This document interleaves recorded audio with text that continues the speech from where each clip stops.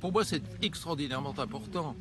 Je dirais, pour moi, derrière toutes les modestes facettes qu'il y a accompagnant le mot « moi », c'est-à-dire moi en tant qu'individu dans la cité, j'ai d'abord besoin d'être informé. Et l'information, c'est le point de départ de la démocratie, le vrai point de départ.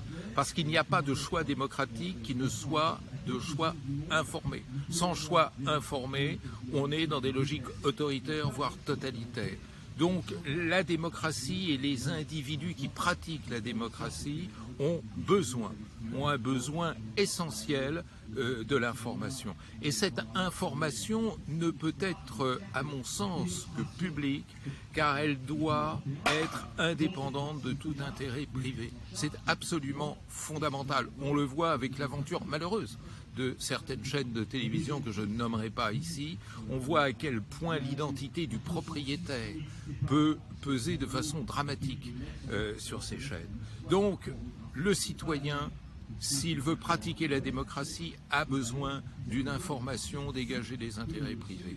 Mais je parle aussi en tant qu'enseignant, c'est-à-dire il n'y a d'enseignement qui soit captable, recevable, compréhensible par des jeunes, par des étudiants, que relayé par des informations que nous ne pouvons pas distribuer, bien entendu, dans leur intégralité. Nous n'en avons ni la possibilité matérielle, ni la possibilité intellectuelle. Donc, toute ma vie de professeur de sciences politiques, de professeur à Sciences Po, je l'ai faite, j'allais dire, la main dans la main, avec les médias publics, pour parvenir à constituer cette génération éduquée et informée.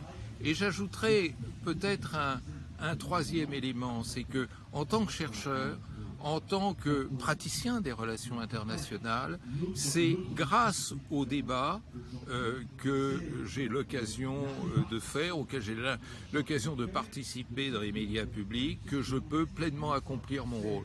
Et ça, je le sens bien, et sans vouloir faire injure aux médias privés, certains d'ailleurs sont tout à fait remarquables, c'est quand même au cœur des médias publics. Je pense en particulier à mes partenaires familiers que sont France Info, France Culture, France Inter, mais aussi France 5, la télévision, mais aussi Arte, même si le statut d'Arte est quelque peu différent. C'est par cette coopération étroite que j'ai l'impression de pouvoir accomplir totalement mon rôle et de participer à des débats qui sont toujours de très haute qualité quand ils sont modérés et organisés par des professionnels de l'audiovisuel public.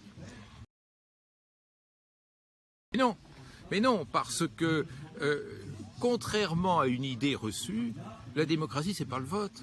On vote partout, même dans l'Égypte du maréchal Sissi, on vote. Dans le Tchad du maréchal Déby, on votait. Et même chez M. Poutine, on vote. Le vote n'est que l'acte final d'une démocratie réussie. Et la démocratie réussie, c'est quoi? C'est le débat. Pourquoi? Parce que le débat, c'est ce qui offre une pluralité d'options et d'options conscientes, c'est-à-dire que l'on maîtrise. Or, comment peut-on connaître ces options et en maîtriser, non pas la totalité, mais l'essentiel des mécanismes structurants, sans être informé et informé de la manière la plus impartiale possible?